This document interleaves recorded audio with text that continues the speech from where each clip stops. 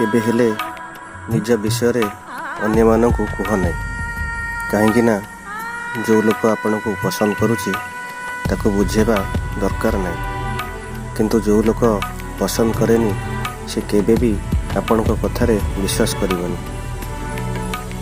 दुनिया रे सब संपर्क केवल रक्तर होई न थाए, किछि संपर्क मध्य अदेखा और अचिना होई थाए जहाँकि रक्त संपर्क ठार मध्य निजर लगी थाए।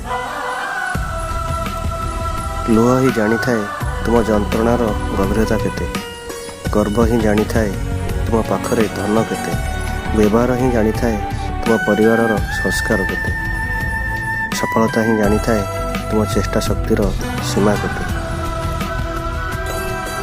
अतीत को भावी केवे दुखरे भांगी पड़ नहीं, भविष्य कौन है भावी बुड़ी जातु नहीं, वर्तमान भल चलुचे बोली केवे गर्व करंतु नहीं। सत्कर्म करि चलंतु, देखिबे आपणकर वर्तमान भविष्य सुखमय हेबो।